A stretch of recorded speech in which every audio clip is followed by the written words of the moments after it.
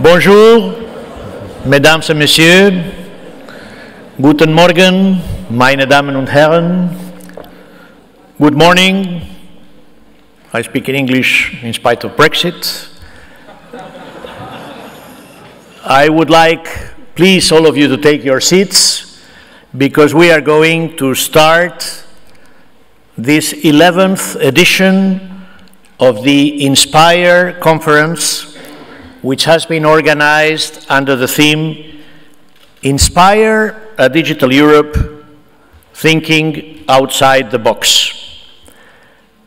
And as Director General of DG Environment of the European Commission, I would like to thank our French and German, national, regional, and local partners, because thanks to them, we have been able to make of this event a truly transnational conference, going across borders, connecting the cities of Strasbourg and Kell, and working in the best European way, connecting countries, connecting cities, connecting peoples. Obviously, the program focuses on Inspire contribution to cross-border and interregional collaboration in and beyond the realm of the environment. And I am really privileged because I will be introducing the speakers in this plenary session. And I would like to inform you that, first of all, our first speaker will be the President of the Eurométropole of Strasbourg, Mr. Robert Herrmann, who will be addressing the conference. I will then introduce the remaining part of the authorities, Mr. Hans-Georg Engelke, the State Secretary of the Ministry of Interior, Mr. Serge Bossini, who is the Director of Research and Innovation at the Ministry of the Ecological and Solidarity Transition of the French Republic, Mr. Jean Rottner, who is the Vice President of the Region Grand Est, la Région Grand Est, Mr. Peter Hauk, the Minister of Rural Affairs and Consumer Protection in Baden-Württemberg, and Mr. Roberto Viola, who is the Director General for Communication Networks, Content and Technology in the European Commission. Before inviting Mr. Robert Herrmann, the President of the Eurométropole Strasbourg, to take the floor and to welcome, to do the opening words of the conference, I believe we have a short video, following which President Herrmann will take the floor. Thank you.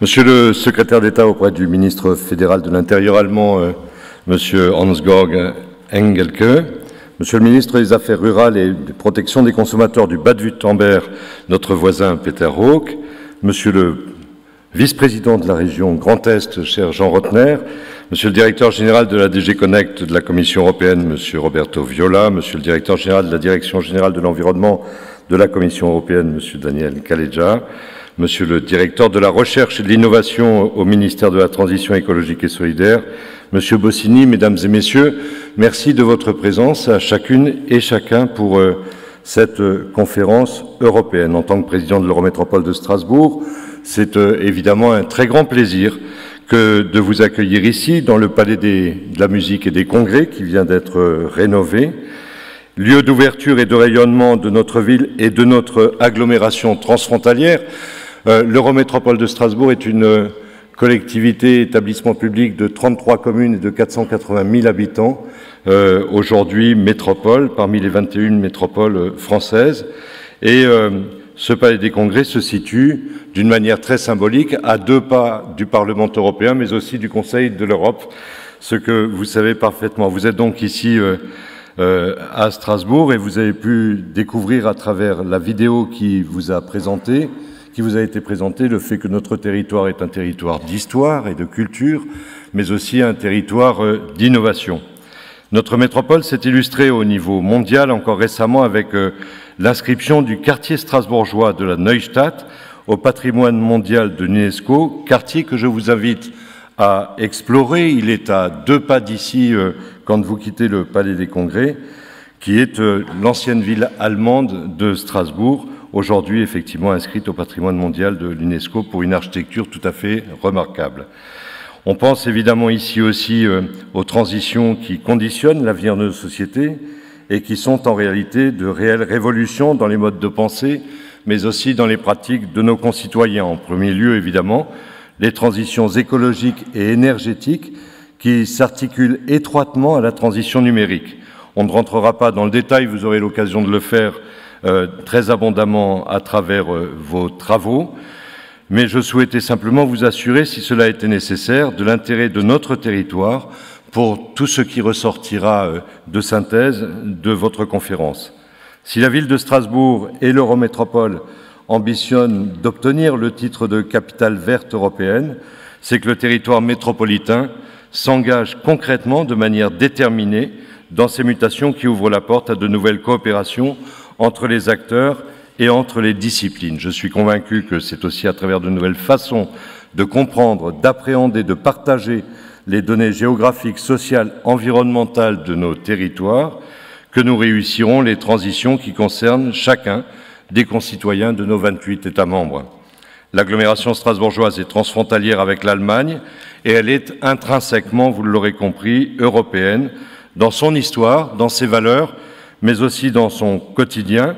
Nous constatons chaque jour que l'Europe fait sens et que nous gagnons à travailler les outils à cette échelle, c'est-à-dire à l'échelle européenne. C'est en cela que je suis heureux que la Commission européenne, l'État fédéral allemand, l'État français ait fait le choix de vous proposer une rencontre à Strasbourg, au cœur de l'Europe, pour fêter les 10 ans de la directive européenne Inspire.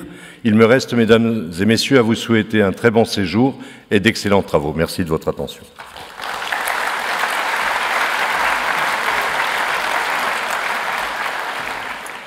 Merci beaucoup, Monsieur le Président, Monsieur Herrmann, pour votre accueil, pour les vidéos où on a pu voir les merveilles de Strasbourg, pour votre engagement européen. Et je voudrais maintenant faire l'introduction du prochain intervenant. I would like to give the floor now to Mr. Hans-Georg Engelke. He is the State Secretary of the Ministry of Interior of the Federal Republic of Germany. We are very honored that he's with us today, given the difficult situation, the challenges he's facing in his job, and he's going, among other things, to tell us, to update us on the state of Inspire implementation in Germany. Herr Engelke, bitte.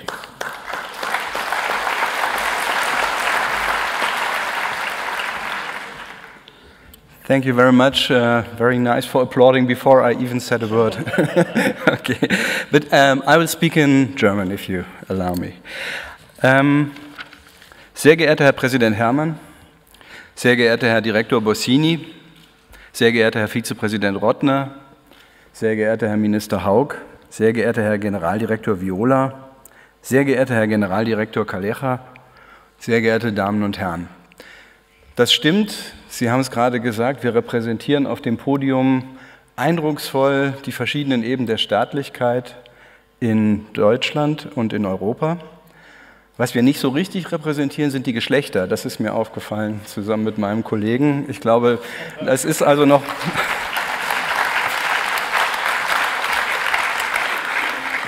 Es ist, glaube ich, insgesamt also noch ein bisschen Luft nach oben in der Entwicklung der internationalen Gemeinschaften. Das gilt national wie international. Ich freue mich, dass ich heute bei Ihnen sein kann, als Vertreter der Bundesregierung ein paar Worte an Sie richten darf. Eigentlich wollte mein Minister, Innenminister de Maizière, hier bei Ihnen sein, diese Konferenz mit eröffnen, weil sie uns sehr wichtig ist vom Thema. Aber es ist Wahlkampf, wir sind wenige Wochen vor den großen Wahlen im Herbst in Deutschland und er musste kurzfristig absagen, weil er andere Verpflichtungen hat. Ich hoffe, Sie nehmen mit mir Vorlieb, bleibt Ihnen aber auch nichts anderes übrig im Moment. Meine Damen und Herren, vor 10 Jahren markierte nicht nur das Inkrafttreten der europäischen Inspire-Richtlinie einen bedeutenden Schritt, um mittels grenzübergreifender Nutzung von Geodaten insbesondere umweltpolitische, aber darüber hinaus auch politische Entscheidungen allgemein gemeinschaftlich zu unterstützen. Vor 10 Jahren gab es auch einen Film von dem ehemaligen US-Vizepräsidenten und Friedensnobelpreisträger Al Gore mit dem Titel »Eine unbequeme Wahrheit«. Der Film machte eindringlich auf den Klimawandel und dessen Folgen aufmerksam und er rief nicht nur die politischen Verantwortlichen zum Handel auf. Der Tenor des Films war: Wenn wir die Realität des Klimawandels weiter ignorieren, werden wir die Auswirkungen nicht bremsen können und machen uns mitverantwortlich für schwerwiegende Folgen in der Zukunft. Der Film zeigte anschaulich, dass wir ein erheblich besseres Verständnis für komplexe Zusammenhänge bekommen können, wenn wir über die notwendigen Daten verfügen und wenn wir diese intelligent nutzen. Das sind jetzt 10 Jahre, genauso wie es 10 Jahre Inspire gibt. Wir tun uns weiterhin schwer, Maßnahmen umzusetzen, um den Klimawandel zu bremsen. Und so wie es nun eine Fortsetzung des Al Gore-Films gibt mit dem Titel »Immer noch eine unbequeme Wahrheit«, stehen wir auch mit der Umsetzung von Inspire weiterhin vor großen Herausforderungen und Chancen, wie das so schön heißt, und übersetzen kann man das dann immer mit Handlungsnotwendigkeiten. Wer Veränderungen will, muss vor allem 2 Dinge erreichen. Er muss erstens Sinn und Nutzen der Veränderung deutlich und spürbar machen können und die Notwendigkeit von Veränderung muss für die Betroffenen nachvollziehbar sein. Und zweitens, die Rahmenbedingungen müssen für den Wandel stimmen. Das heißt, es müssen Hindernisse beseitigt werden und Anreize und Freiräume für die Umsetzung bestehen. Wir glauben, dass wir in Deutschland bei der Umsetzung auf gutem Weg sind. Wir haben bis heute mit erheblichen Anstrengungen wesentliche Teilziele erreicht und stellen bereits 15.000 Inspire-relevante Daten und mehr als 22.000 Dienste in die europäische Geodateninfrastruktur bereit. Aber Inspire erfordert Zeit und Geduld, um Früchte ernten zu können. Das gilt wohl für alle Mitgliedstaaten, aber eben auch für uns. Deutschland, ein föderal organisierter Staat, muss angesichts unzähliger Datenanbieter in Bund, Ländern und Kommunen vor allem eine schwierige Koordinierungsaufgabe angesichts zersplitterter Zuständigkeiten bewältigen. Unsere Dienste könnten strukturierter angeboten werden. Lassen Sie mich einige Gedanken aus deutscher Sicht beitragen zu dieser Konferenz. Was hat Inspire verwaltungsübergreifend ausgelöst und in Bereichen außerhalb der Umweltpolitik bisher bewirkt? Inspire basiert auf der Überzeugung, dass Geodaten, also alle Daten mit Raumbezug, in einer komplexer werdenden Welt helfen, vielfältige Wechselwirkungen zu beschreiben und Problemlösungen zu erarbeiten. Muss ich Ihnen alles nicht erzählen.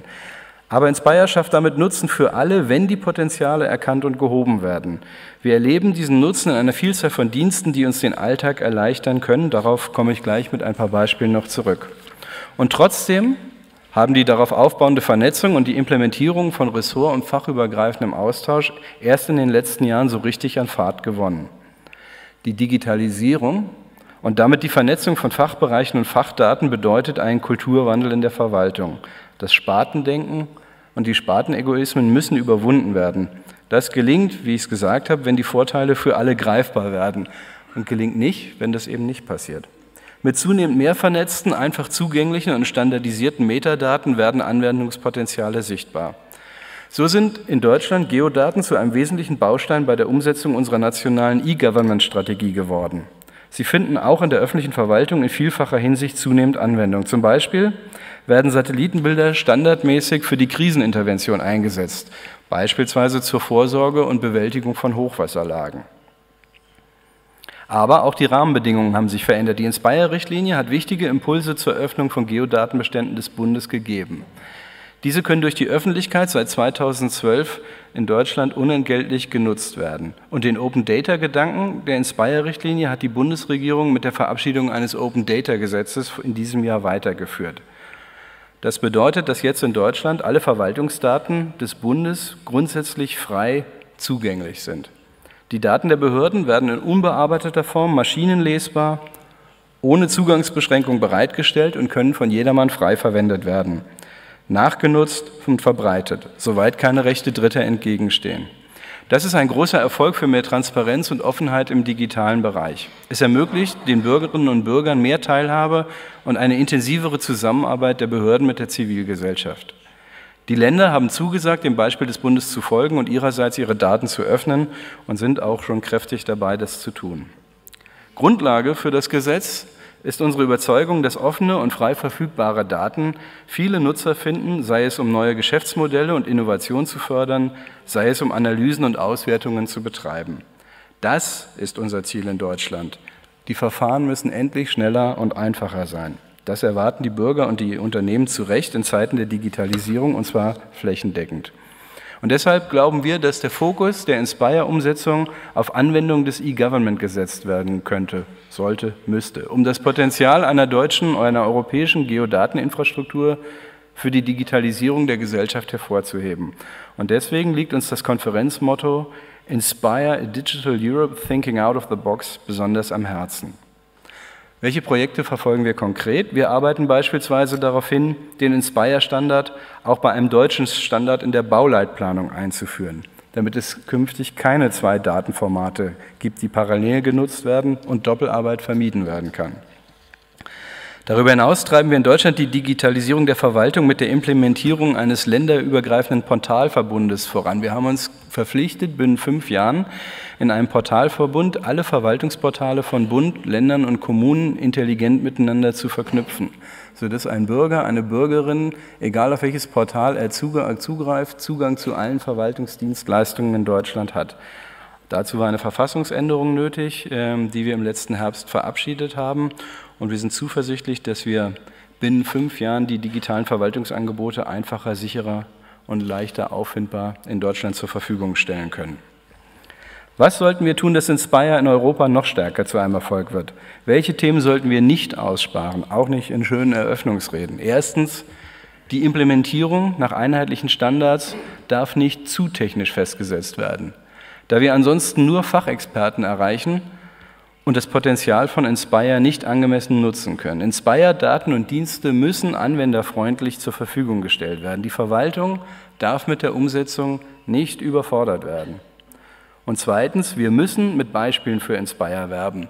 Denn wir beobachten, dass unsere derzeitige Herangehensweise oftmals keine Verantwortung für den Inspire-Gedanken auslöst, keine Inspiration, es zu nutzen, sondern dass eine Datenbereitstellung teilweise noch als mühsame Pflichtaufgabe empfunden wird. Wir müssen die Datenbereitsteller unterstützen, sodass sie erkennen, dass mit ihren Daten Mehrwerte geschaffen werden können. Als Beispiel hier wieder auch Hochwasserlagen, die sich in Grenzräumen ergeben. Man braucht Daten, um die Brisanz der Lage einzuschätzen und um Maßnahmen zu ergreifen. Diese Daten müssen in interoperablen Formaten in allen betroffenen Ländern bereitgestellt werden, um schnell agieren zu können. Doch gerade dieser Nutzen von Inspire ist für die vielen Datenbereitsteller in Europa bisher nur indirekt sichtbar. Ein weiteres Beispiel: In Deutschland werden wie zum Beispiel in der Stadt Hamburg auf Basis von Inspire Smart City-Konzepte aufgebaut.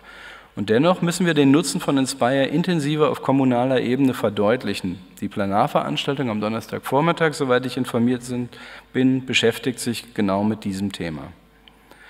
Wir sollten auch die Wirtschaft intensiver einbeziehen als bisher, denn nur wenn beispielsweise die Software für Endverbraucher auch auf Inspire-Datenmodelle ausgeweitet wird, kann eine breite Anwendung erfolgen und Inspire aus der Spezialistennische rücken.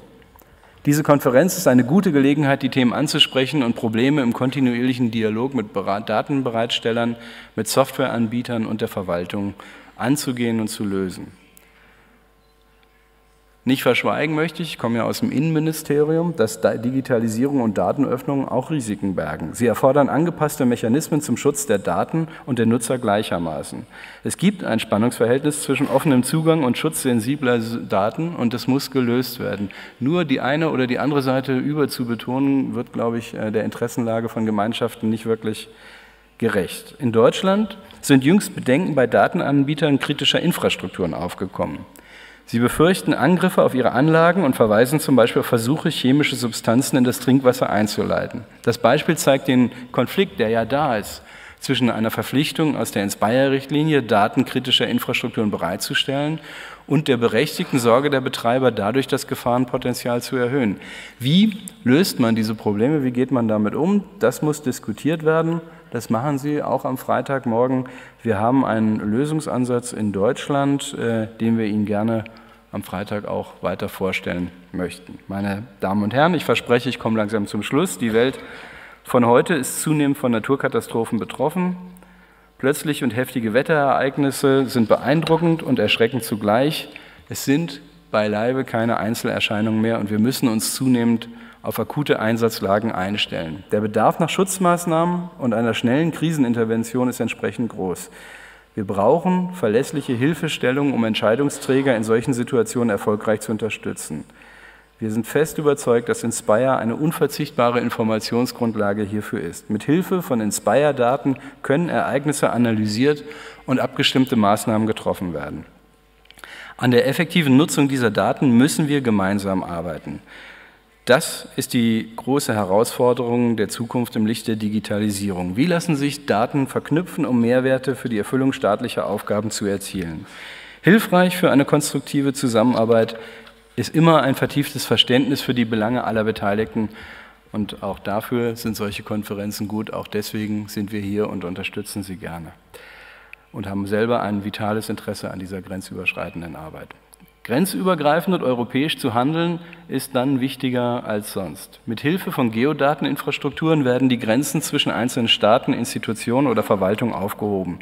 Im virtuellen Raum existieren keine räumlichen Grenzen und Naturkatastrophen richten sich nicht nach Staatengrenzen. Diese Idee greifen wir mit der diesjährigen gemeinschaftlich organisierten Konferenz auf. 2 Standorte, 2 Mitgliedstaaten, historisch eine engstens verbundene Region. Der Austausch von Daten mit Hilfe einer gemeinsamen Infrastruktur und das Engagement für die grenzübergreifenden E-Government-Strukturen sind weiter dringend notwendig. Ich bin davon überzeugt, dass Inspire uns helfen kann, europäische Brücken zwischen öffentlichen Stellen auf verschiedenen Ebenen und verschiedenen Regionen übergreifend zu bauen. Bitte lassen Sie uns das gemeinsam bauen. Vielen herzlichen Dank für Ihre Aufmerksamkeit.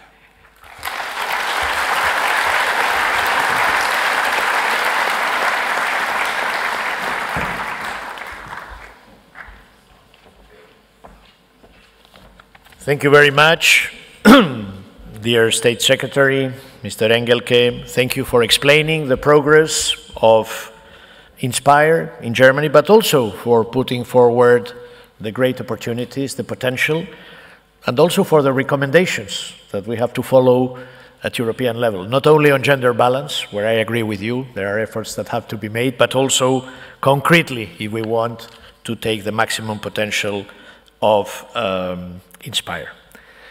Je voudrais maintenant introduire les prochains intervenants. Monsieur Serge Bossini, il est le directeur à la recherche et à l'innovation au ministère de l'Environnement de la France. Et je suis très content de sa présence ici. Et je crois que dans son intervention, parmi d'autres choses, monsieur Bossini va aussi partager avec nous l'état d'application, d'implémentation d'Inspire en France. Monsieur Bossini, vous avez la parole. Merci beaucoup.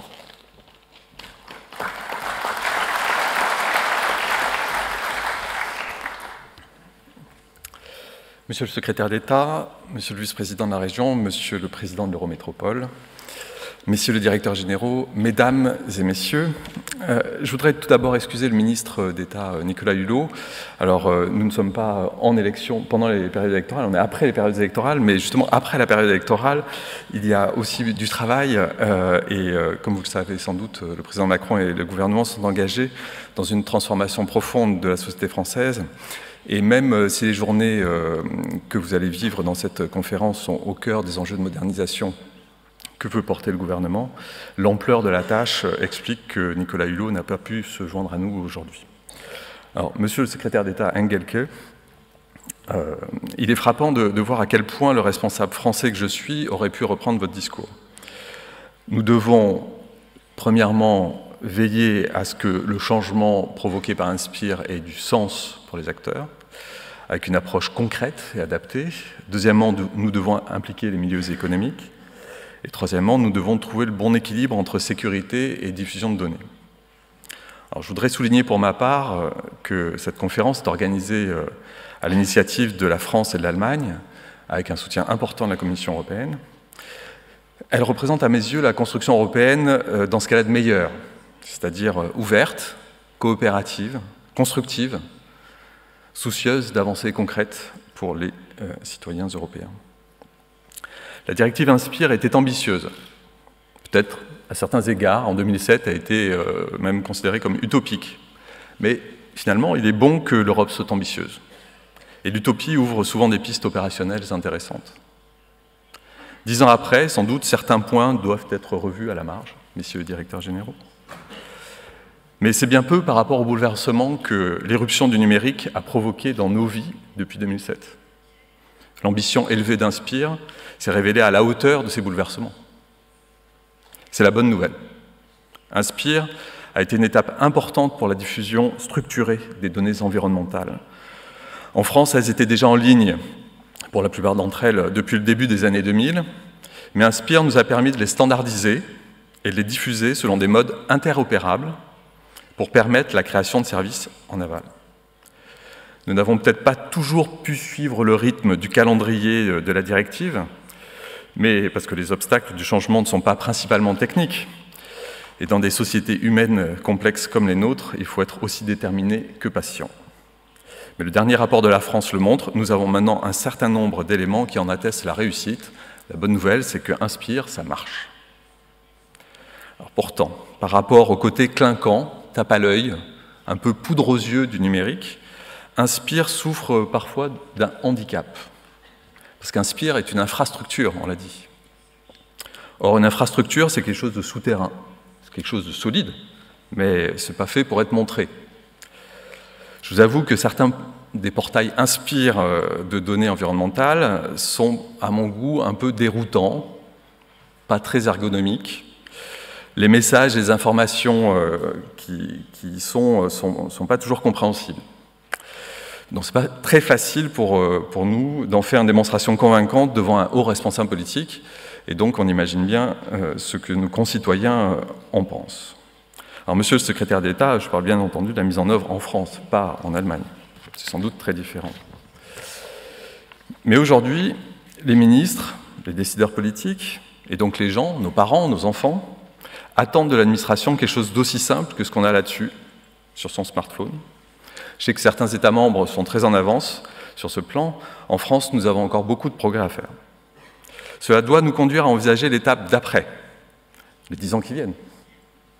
Dans mon ministère, cette étape consiste à voir comment cette masse de données, libérée par les politiques d'open data et par la mise en œuvre d'Inspire, peut être valorisée pour faciliter la vie des gens.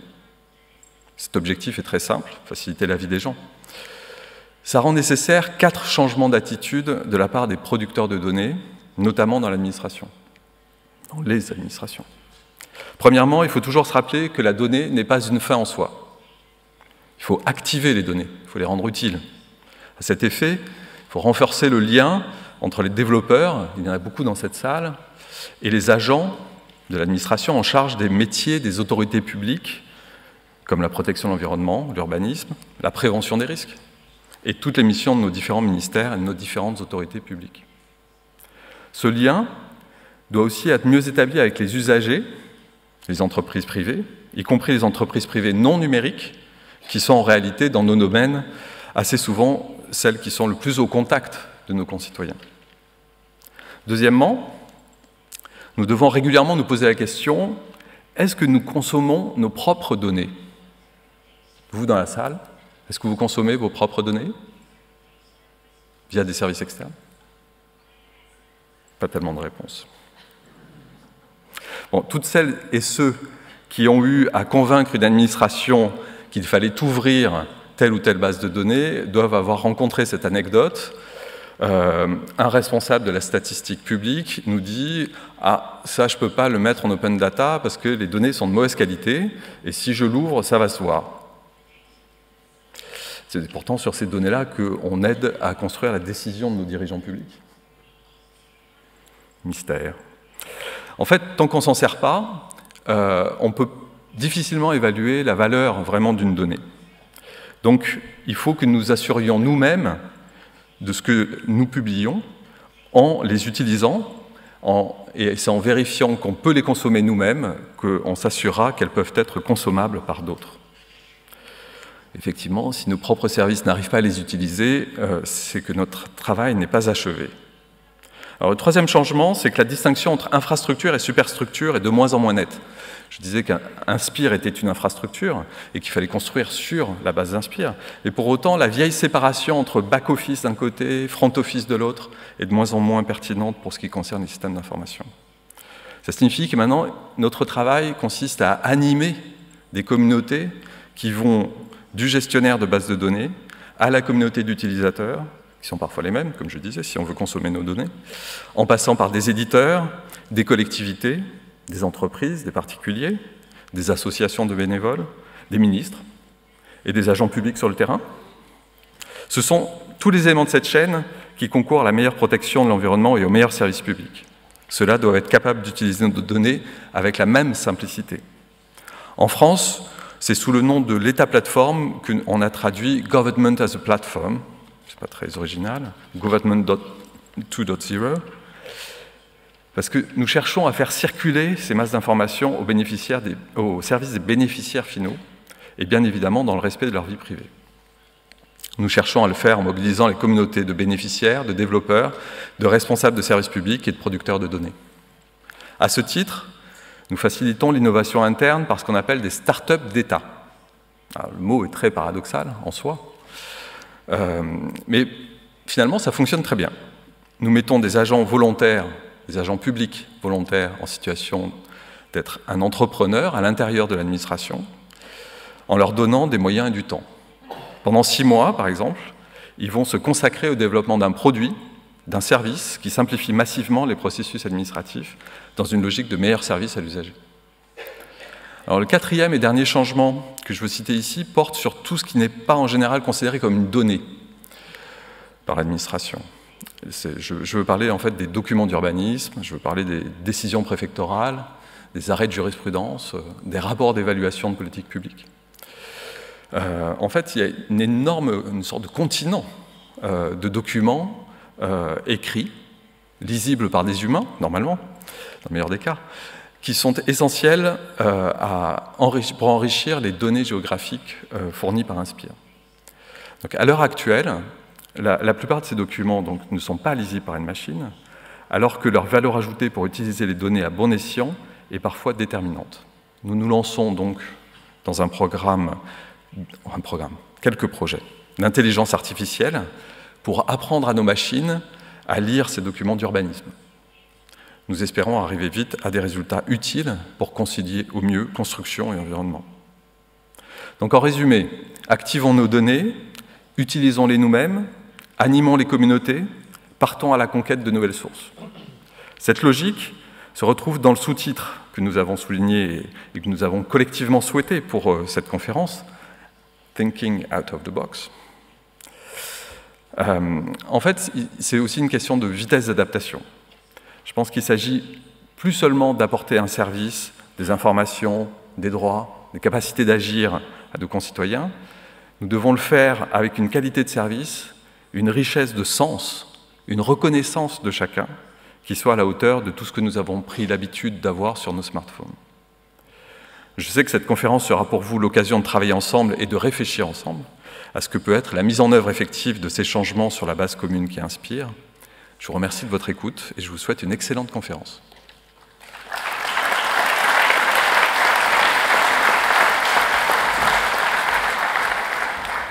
Merci beaucoup, Monsieur Bossini, pour avoir partagé avec nous vos réflexions et surtout pour avoir souligné la dimension innovation et la dimension coopération qui est derrière Inspire.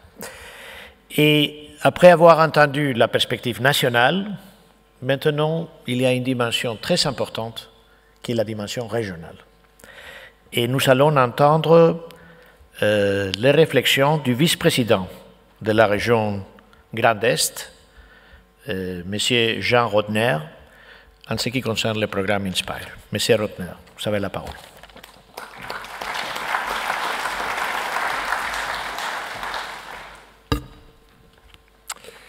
Mesdames, Messieurs, je vais m'associer aux salutations qui vous ont été adressées il y a quelques instants.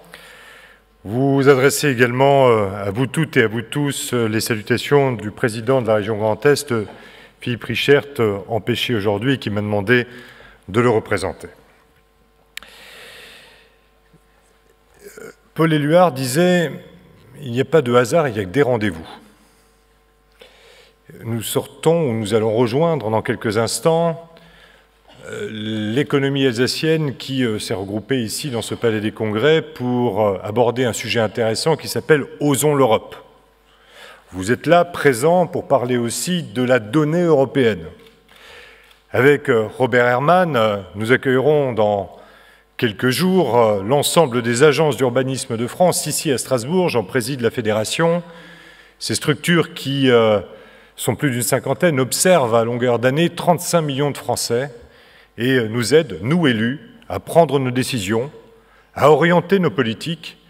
Et naturellement, ce sont, et on y trouve, les métiers et les structures que vous représentez particulièrement. Donc il y a beaucoup de rendez-vous. Et il y a beaucoup de rendez-vous ici, dans cette capitale régionale, capitale européenne, qu'est Strasbourg. Et nous y tenons beaucoup. Avec Robert, avec les élus de ce territoire, cette dimension européenne est plus que jamais importante. Elle est importante à l'échelle du Grand Est aussi. Monsieur le secrétaire d'État, je buvais du petit lait tout à l'heure quand je vous écoutais.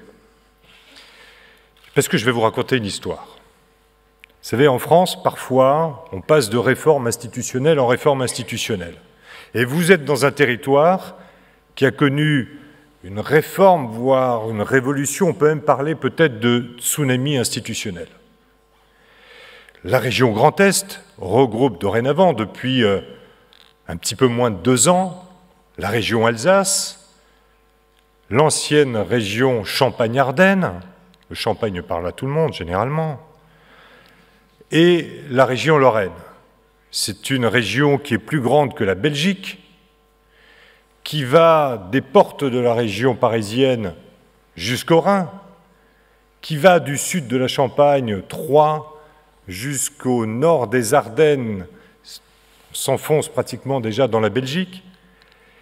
Et nous, politiques, nous avons pris la balle au bond et nous avons décidé de relever que l'on soit élu régional, élu des grandes agglomérations, élu des territoires plus ruraux, bien nous avons décidé effectivement d'essayer de faire région, de donner du sens à nos politiques publiques et d'arriver à permettre d'exister entre la région parisienne et le Baden-Württemberg. C'est un défi, mais pour nous c'est une véritable ambition.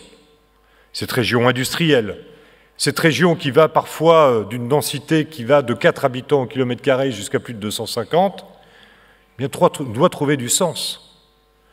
Avec des mobilités qui sont historiquement orientées nord-sud, bien, il nous faut trouver de l'est-ouest ou de l'ouest-est. Il y a notre position européenne qui est une position stratégique.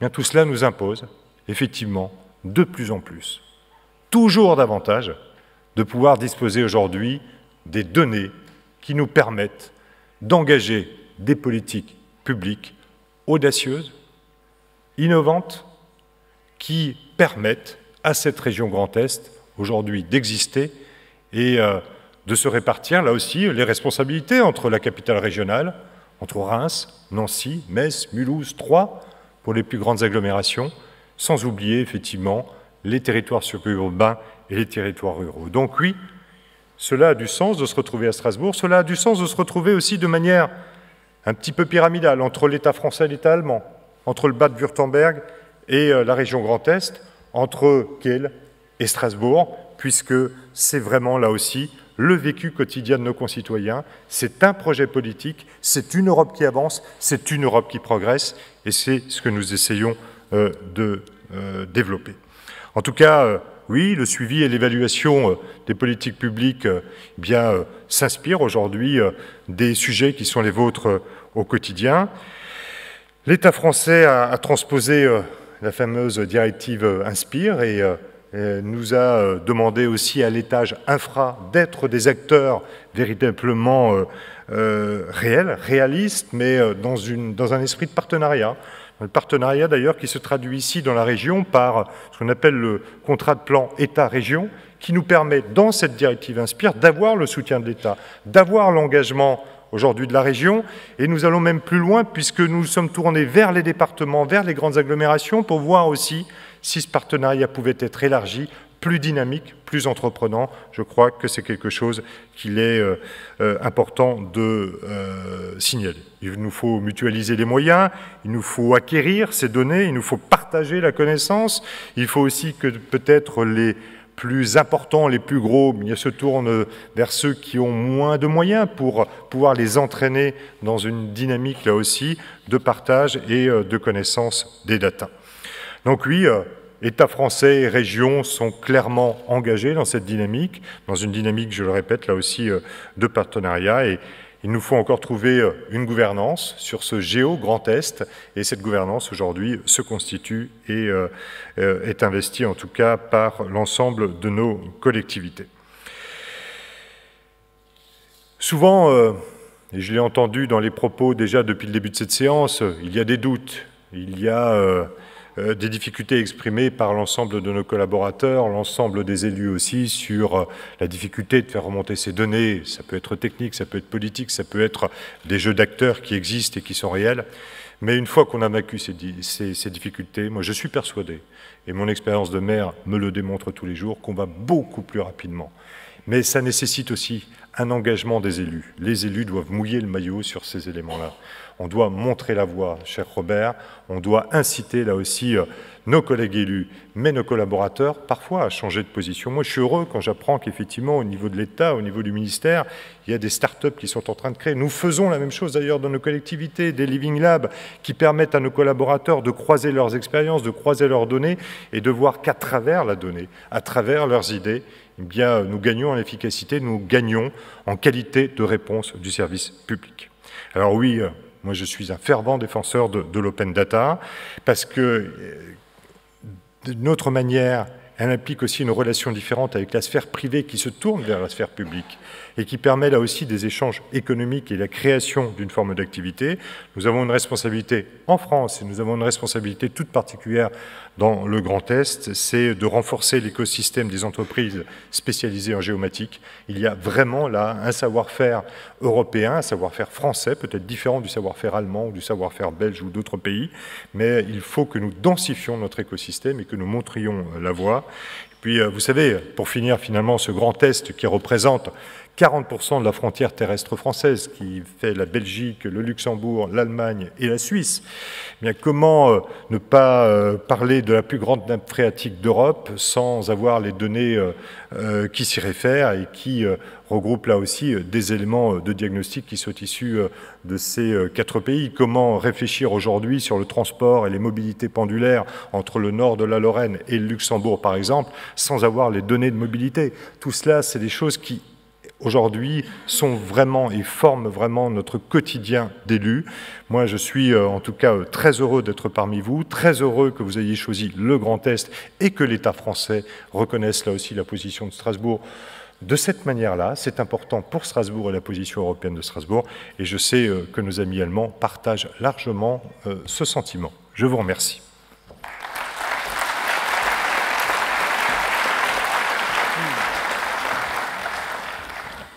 Merci beaucoup, Monsieur le Vice-président. Je crois que nous avons tous compris, après votre intervention, l'importance de la dimension régionale d'Inspire, l'importance pour la coopération, pour mener à bien nos politiques. And I would like now to give the floor to Mr. Peter Hauk. He is the Minister of Rural Affairs and Consumer Protection in Baden-Württemberg. And I'm sure he will also provide us a very interesting point of view from the region just across the river. Mr. Hauk.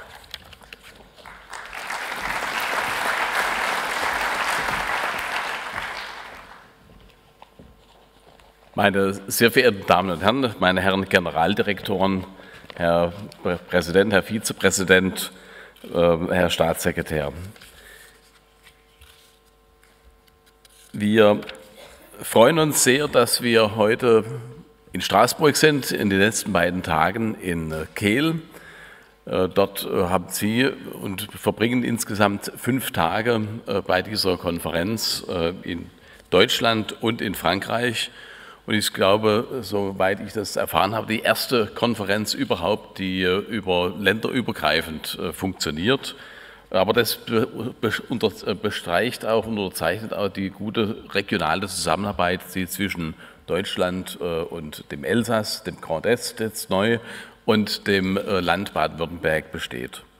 Ich freue mich, dass ich seitens des Landes und als zuständiger Minister für die Geodateninfrastruktur Sie heute begrüßen darf. Begrüßen konnten wir viele von Ihnen bereits in den letzten beiden Tagen in Kehl. Der Konferenzort Kehl ist für uns Freude und Verpflichtung zugleich, uns als Mitveranstalter aktiv zu beteiligen. Deutschland und Frankreich arbeiten seit Jahrzehnten gut und freundschaftlich zusammen. Und speziell Baden-Württemberg, das Elsass als erfolgreiche Region im Herzen Europas sind eng verbunden. Wenn wir hier an der Nahtstelle in der Rheinebene sind, dann muss man auch eine Lanze für Europa brechen, nämlich für ein Europa, das jetzt nichts mit Daten zu tun hat, aber einfach aus der Entwicklung der beiden Länder, Frankreich und Deutschland, in den letzten 70 Jahren und der Gründung der Europäischen Union, ist es ein Symbol, dass hier am Oberrhein zusammengearbeitet wird, dass der Oberrhein seit langem einmal eine mehr als 70-jährige Periode des Friedens und der Freiheit erfahren hat, was sich übrigens auf die Wirtschaft am Oberrhein, also auf badischer Seite genauso wie im Elsass, positiv bemerkbar gemacht hat. Es floriert erstmalig, 70 Jahre Frieden und Freiheit gab es noch nie in der Geschichte dieses Landstrichs. Und das ist, glaube ich, ein deutliches Beispiel eines Erfolgsprojektes, eines europäischen Erfolgsprojektes. Wer Frieden und Freiheit dauerhaft sichern kann, der tut auch etwas für Wohlstand, für Auskommen der Bevölkerung und für eine gesicherte Perspektive. Meine sehr verehrten Damen und Herren, nicht zuletzt dank der Europäischen Union und einer zur Realität gewordenen Vision des friedlichen Zusammenlebens der europäischen Völker ist diese Region am Oberrhein ein gutes Beispiel. Wirtschaftliche Verflechtungen mit Just-in-Time-Lieferketten haben sich mittlerweile etabliert. Pendlerströme überqueren täglich die Europabrücke, Fußgänger nutzen die Passerelle des Deux Rives. Die Verwaltungen auf der regionalen und lokalen Ebene arbeiten eng zusammen. 10 Jahre gibt es nun Inspire. Inspire bietet uns die Chance, die Grenzen in Europa noch besser zu überwinden. Aber ich muss auch sagen, auch die Grenzen innerhalb der Kommunen, innerhalb der Länder. In Deutschland ist es so, dass durch den Föderalismus bedingt, dass die Länder für die Geodaten verantwortlich zeichnen, für die Erhebung für Jäger und Sammler, also für das Einsammeln der Daten. Und ich glaube, die große Kunst darin besteht, jetzt auch Daten so zu sammeln, dass sie auch anwendbar sind. Auch dafür sind in Deutschland die Länder von der Struktur unserer Verfassung her zuständig und sie dann der Öffentlichkeit auch aufbereitet zugänglich zu machen. Dort gibt es noch bei uns sehr große Unterschiede. Es gibt Bereiche und Länder, die machen eine vollkommene Zugänglichkeit, also ein Open Data im weitesten Sinne. Im anderen Fall, wie Baden-Württemberg, sind so Zwitterstellungen. Wir haben das meiste öffentlich gemacht und verlangen für andere Teile Lizenzgebühren. Andere Länder sind relativ restriktiv. Also, meine Damen und Herren, auch da gibt es noch einiges an der Koordination zu tun. Und das ist die Aufgabe dann des Bundes, der Bundesrepublik, der Bundesregierung, gemeinsam diese Fragestellungen zu koordinieren. Egal aber, ob es heutzutage um die Planung der Infrastruktur geht, um den Katastrophenfall beim Hochwasser. Wir haben in Karlsruhe, also auch nahe Straßburg, die landesweite Hochwasservorhersagezentrale, oder ob es um die Luftqualität und die Energiewende geht in Deutschland, um die Mobilität der Zukunft, die Ansiedlung von Unternehmen, die öffentliche Sicherheit oder um die Entwicklung der Freizeitgestaltung. Überall dort werden Fragestellungen aufgeworfen, die Daten benötigen, die eigentlich nur grenzüberschreitend letztendlich bearbeitet werden können. Keine dieser Fragestellungen endet an der Grenze und viele dieser Fragen haben auch eine räumliche Dimension. Zur Beantwortung dieser Fragen brauchen wir die Geodaten, auf die wir zu jeder Zeit an jedem Ort auf Knopfdruck zugreifen können, auch grenzübergreifend, gerade im dicht besiedelten Europa. Das Prinzip von Inspire ist richtig, Geodaten über das Internet nach europäischen Standards bereitzustellen und die Daten für vielfältige Zwecke grenzüberschreitend nutzbar zu machen. Baden-Württemberg mit seinen mehr als 10 Millionen Einwohnern zeichnet sich aus durch eine kulturelle Vielfalt und wirtschaftliche Stärke, nicht nur in den Zentren, sondern auch in den ländlichen Räumen. Wir haben auch in den ländlichen Räumen die Entwicklung, dass wir die Partizipation am Bruttosozialprodukt ähnlich hoch ist wie in den großen Zentren und den Metropolregionen.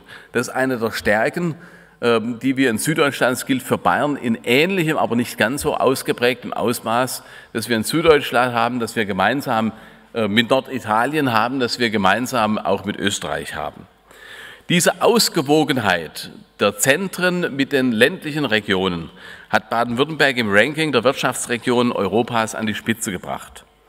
Um diese Spitzenstellung zu sichern, hat die Landesregierung im letzten Jahr eine Digitalisierungsstrategie Digital at Baden-Württemberg beschlossen.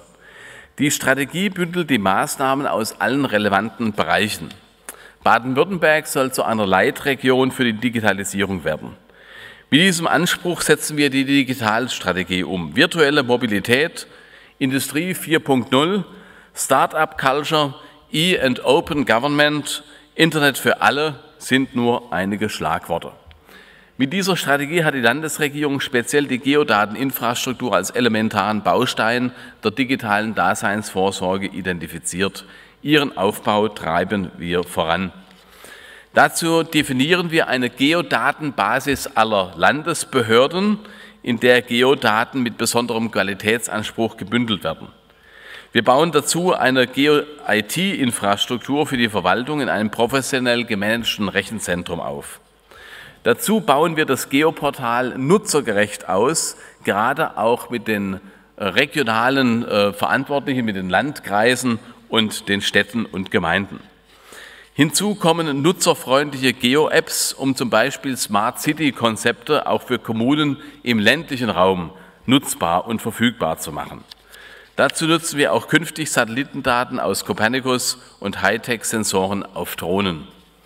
Und wir beziehen im Sinne von Open Government die Schwarmintelligenz der Menschen nach dem Ansatz des Crowdsourcings ein, die uns Informationen über die Veränderungen in der Landschaft online zukommen lassen, damit die Geodaten aktuell bleiben. Inspire hilft uns dabei, denn Inspire dient uns als wichtiger Katalysator und Kompass für den Fortschritt im Geobereich.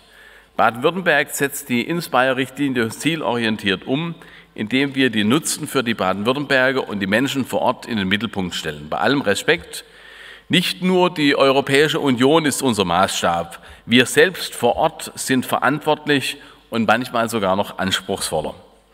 Daher gehen wir an manchen Stellen bewusst über Inspire hinaus, indem wir weitere Geodaten in die Geodateninfrastruktur einbeziehen. Warum machen wir das?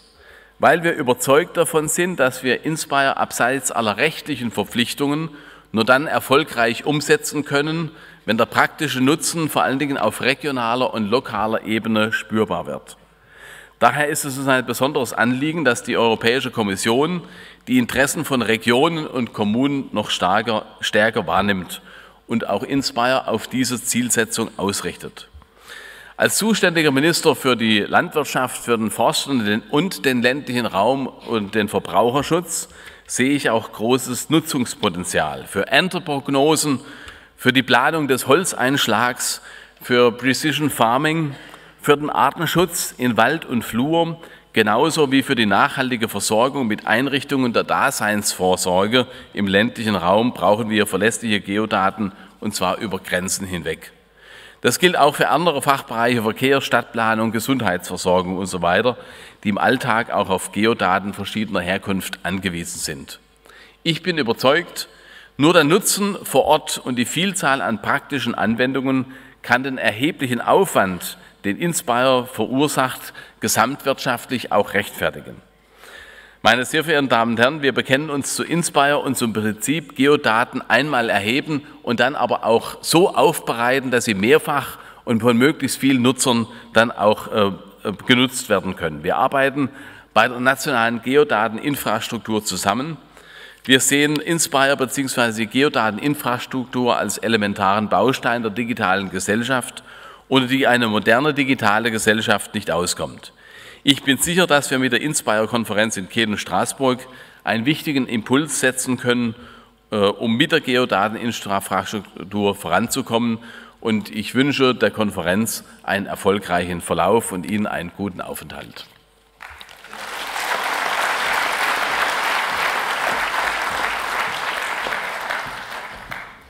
Thank you very much, Mr. Hauk. I think you have made a very strong case for the regional dimension, and you have also underlined the importance that Europe should take more into account this regional dimension, which is very, very important for our project. We have listened to the local, to the national, to the regional, but we have to listen to the European dimension, and I am very pleased to introduce now Mr. Roberto Viola, my colleague and good friend in the European Commission. He's the Director General for Communication Networks, Content and Technology, and he's probably the best placed person to tell us about the digital single market and about the contribution of Inspire to digital and also to e-government. Thank you. Roberto.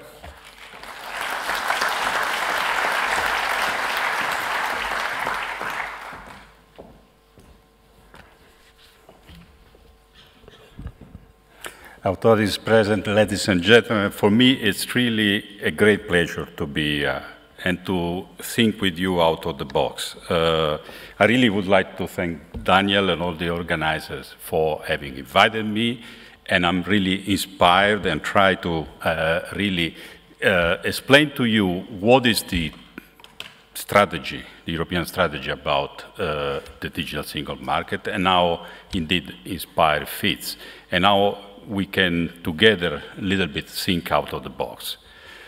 It is without any doubt that digital is changing our society, our lives, our economy, our governments.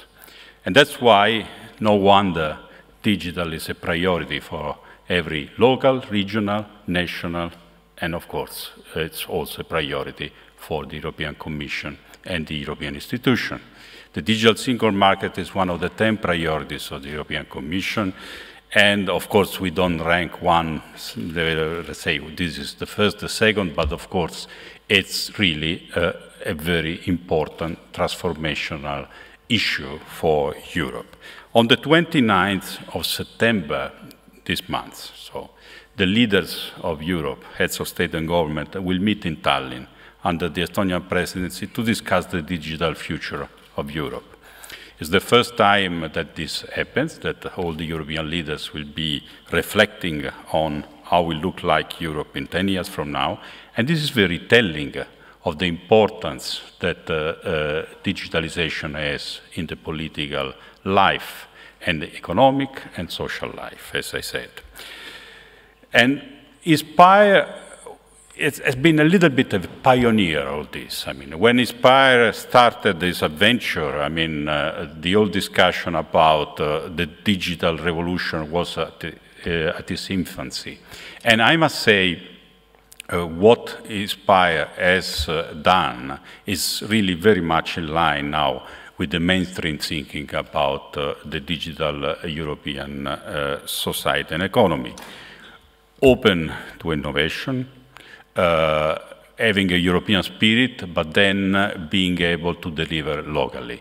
That's the way it should be. And of course, giving opportunities to everyone. The digital revolution is not for few. It's not for few powerful companies to dominate the market. The digital revolution is for every citizen to have a better quality of life and to enjoy the possibilities that digital provides. Digital is a good story. I mean, digital allows you to have better government services and cheaper government services, allows you to be cured better in hospitals with personalized medicine, allows to have much safer roads, I mean, with connected and autonomous drive, allows to work in a much more human way. I think it's much better that robots do the job that is dangerous and humans concentrate on a job that is done for humans.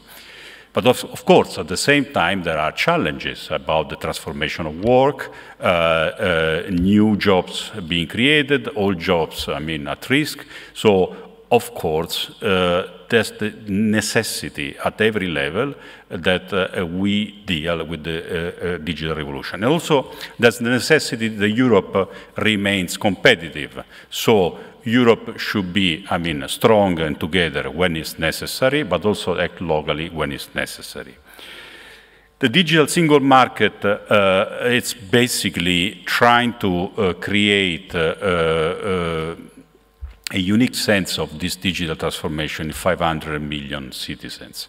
And we already are midway of this journey, and you have seen already some practical results. The first important result is that we have abolished digital borders. From June this year, you have noticed that there are no roaming fees anymore to call Europe or to surf on internet while using your mobile devices. From the beginning of next year, the so-called eIDAS regulation is very relevant for your work in INSPIRE. So the regulation about electronic identity, electronic seal, timestamp will be effective. That means that an electronic identity from Spain will have to be recognized in Germany, in Poland, and any other member state. The same about all the rest. Beginning of next year also, the regulation on portability of content will enter into force, which means that your favorite content can be watched everywhere in Europe.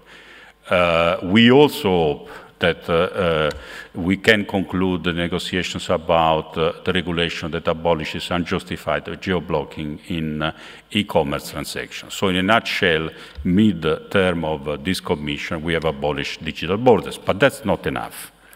Now what we are looking really is the transformation of society, the transformation of our transport system, the transformation of our governments. And indeed, INSPIRE is at the center of this.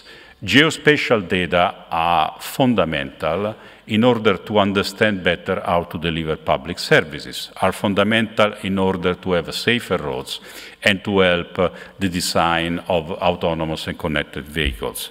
Whenever you look, you need to have well-established geospatial data.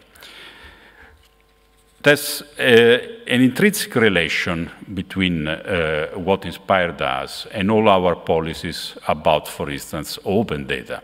Our idea is that data should be available for innovative SMEs, for citizens, for administration to improve their service. It was said by all the panelists, but let me repeat it.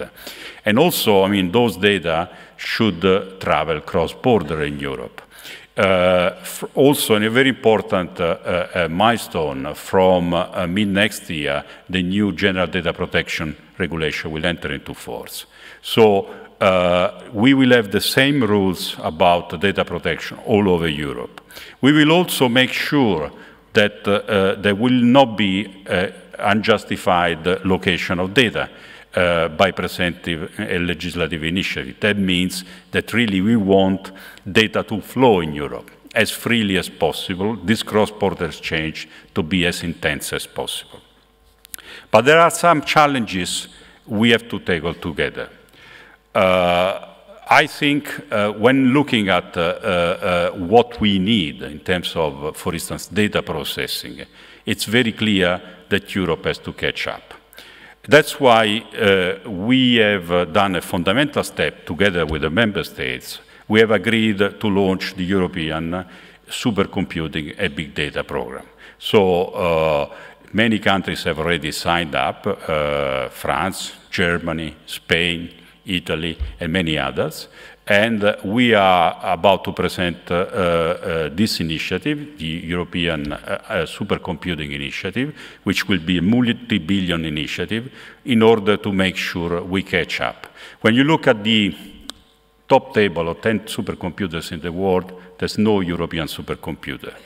This is a case, compared to other cases like local services, where we have to be in the same team. We cannot play, I mean, in sort of different games. We have tried with national supercomputing or big data programs, and unfortunately we have failed.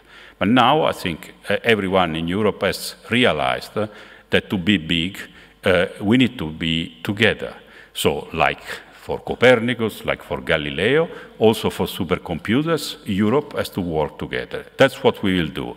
We will do two things. We will have a European, pan-European infrastructure, which is the so-called European Science Cloud, which will allow the scientific community, your community, e-government community to utilize the best-in-class cloud technology, secure, European, that will guarantee cross-border flows in Europe. At the same time, we are stepping up our computing capability. You know that only 20% of the Copernicus data are really utilized. There's a huge amount of data we are incapable to utilize because we don't have enough storage space, we don't have enough computing capability, we don't really have the right big data algorithms. That's why we need the European team to play together in this massive investment. Let me comment also on the transformation of our society. So, government as a platform, it's the brand, the transformational brand of the French government, and indeed, it's a very powerful representation of how the citizens can actually receive and interact with governments, like very much they do with an app store in the commercial arena when using smartphones. The transformation of government passes through intelligent use of geospatial data. You need to know where to deliver the service, you need to have citizen feedback, you need to combine health data, for instance, with spatial data. And that's very clear in our e-health initiative, where one of the most important elements is the use of big data and the citizen feedback. It's very clear in our initiative to create in Europe the cross-border corridors for automated and connected drive. 29 member states, well, actually 27, plus 2, which is Norway and Switzerland, have signed up to realize in Europe highly intelligent corridors for mobility. This is really one of the pillars of the future of Europe. And there are already cross-border experiments that are about, I mean, connected automatic drive. But the signature of this agreement means that we want to be sure that we develop this all over Europe. With the new technologies in terms of connectivity, so the next generation 5G, with the use of, again, geospatial data, with the use of artificial intelligence and other algorithms. This means, for citizens, less polluted roads, safer roads. It means to have a really quality of life. Enjoy driving your car in a nice country road here in this region or in Baden-Württemberg. But, I mean, be safe in a very crowded and under the rain in an highway. That's the idea. That's the idea of connected and automated drive. to make sure that we can really deliver a different service to our citizens. But also, we have to look at the future of our automotive industry. And geospatial data are key to autonomous drive. Let me finish by the part which is thinking out of the box. We have launched an initiative which is for us a very important one. It's 500 million euros of our research budget, which is the next generation internet. So how internet will look like in 10 years from now.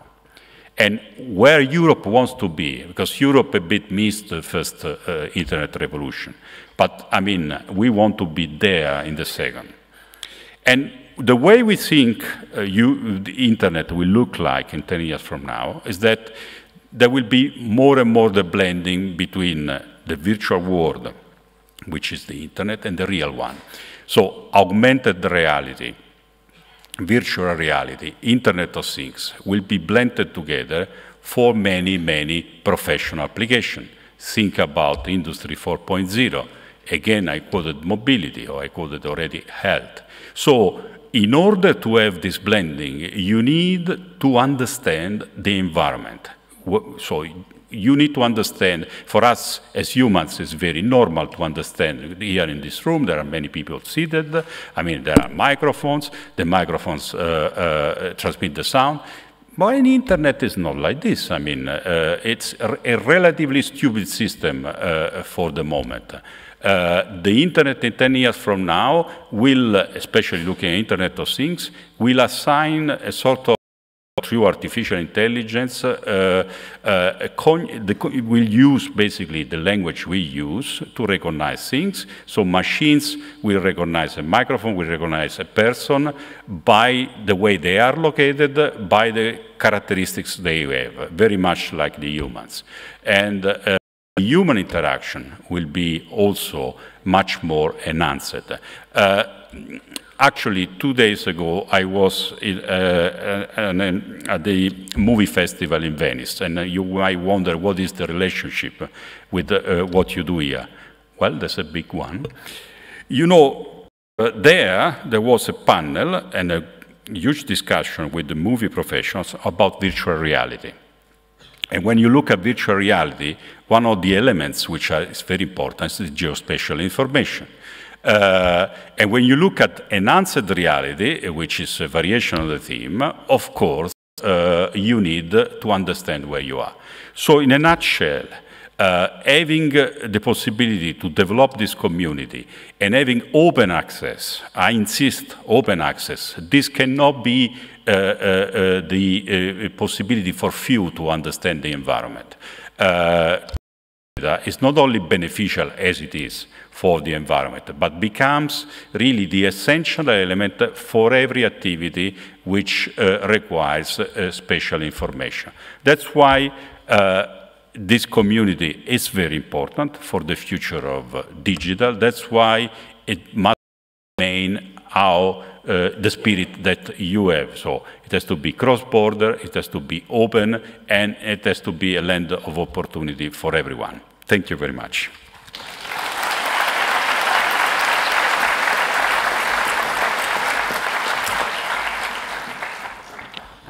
Thank you very much, dear Roberto Viola, for bringing us to update on the developments of this region, on this digital revolution, which is transforming our lives, and the key role which Inspire is going to play in this process.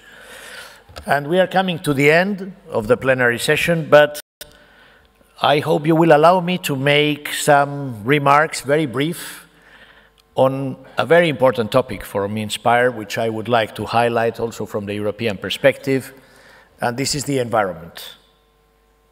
We are all concerned about our environment. We are all concerned about our planet. And we have to recognize that over the last 40 years, the level of environmental protection has improved significantly in Europe. We have done great achievements.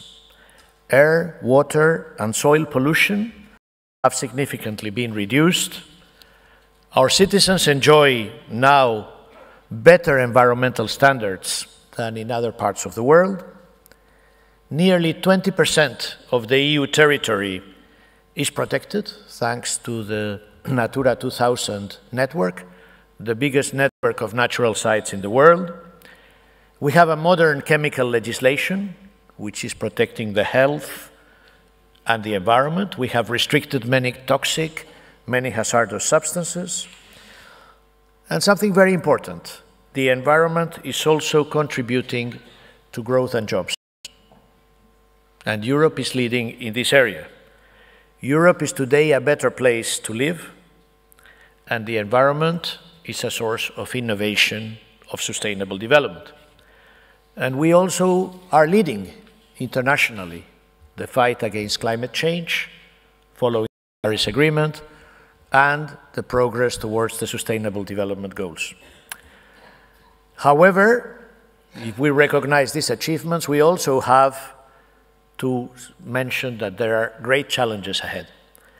And perhaps the biggest challenge we have is implementation.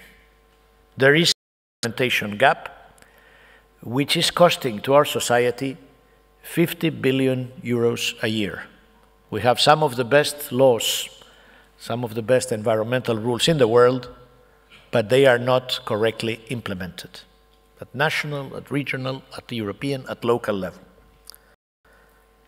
We have problems in biodiversity. We are losing species and habitats because we are not implementing properly our nature legislation. We have problems in air quality. We are facing important gaps in cities, in countries. We have challenges also in our water policy. And we have to improve what we call the circular economy. We have to change the economic model. We have to make a better and more efficient use of resources. We have to reduce and recycle. And the regions, the cities, and the countries are struggling to find good solutions to the waste issues.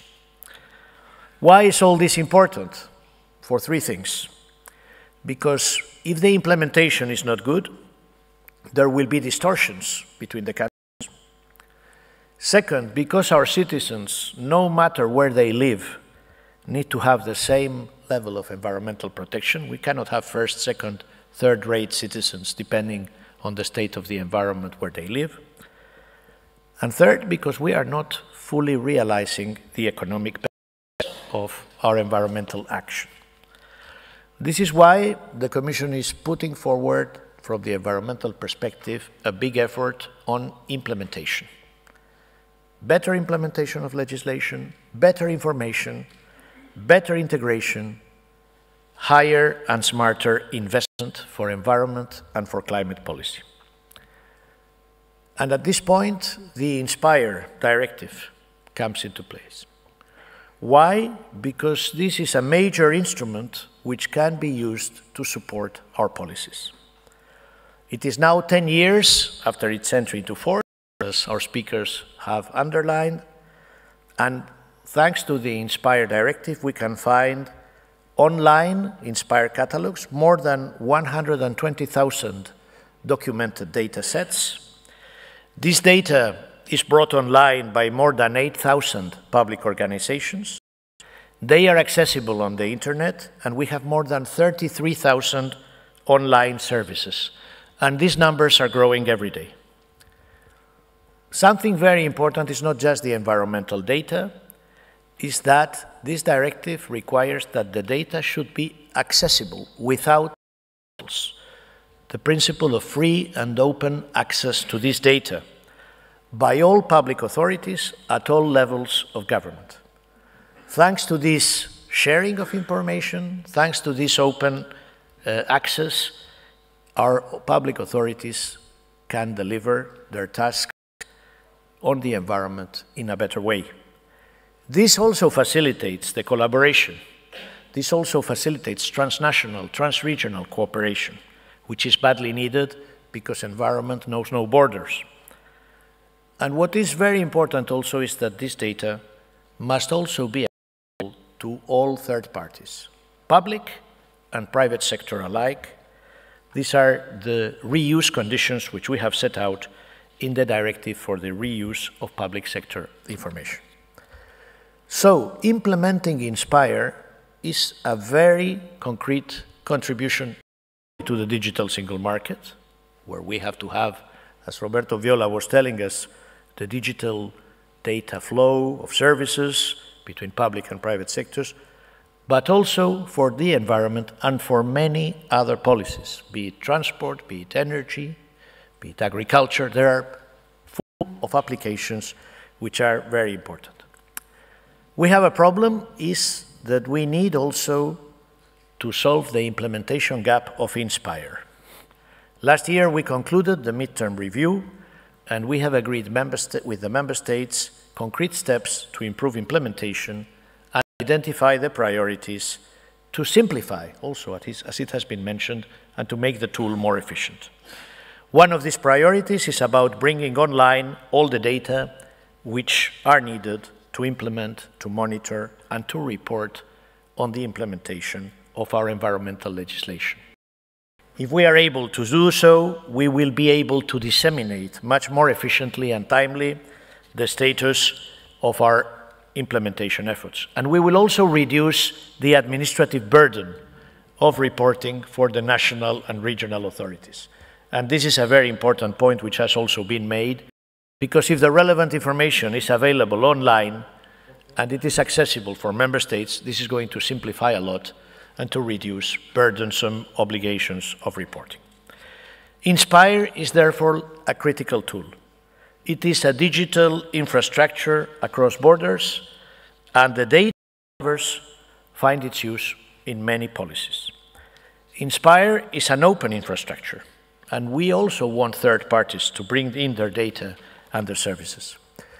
So I would like, from my perspective, as Director General of the Environment of the Commission, to call on all of you, on the administrations of all policy sectors, at all levels, the third parties, the private sector, the academic sector, the many NGOs which are working with us, to set up your efforts for sharing your data using the INSPIRE framework. I think this is a great opportunity that we have ahead of us. And I would like to conclude with a final reflection. We will be having in the coming days, in the past 2 days, many workshops. We will have 200 presentations in this conference. They will show the wide applications of INSPIRE, the wide potential. And we are very encouraged by the transnational, transregional cooperation between France and Germany, between the regions, between the cities that we have had today, and we are having in this conference on the 10th anniversary, but also to see so many participants from the public, from the private sector, from the international, from the citizens, from organizations. If I had to summarize in one word all the interventions that we have heard today and all the discussions that we will be having in the coming days, I would say this word would be cooperation. Cooperation across borders, cooperations across sector, cooperation between all relevant actors. This is what INSPIRE is all about. It is only through this cooperation that we will be able to make INSPIRE a success. It is only through cooperation that we have made Europe deliver concrete benefits. We need this success because thanks to this success, we will be able to do our work better. We will be able to deliver concrete benefits for our citizens. So I would like to wish you a very successful conference with many fruitful discussions. I would also like to thank our brilliant panelists. I ask an applause for them, please.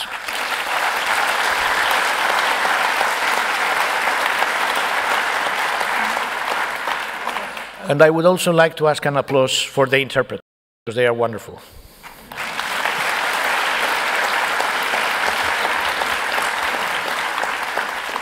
To thank you for your patience. I think we have finished on time, and with this opening session is closed. Thank you very much.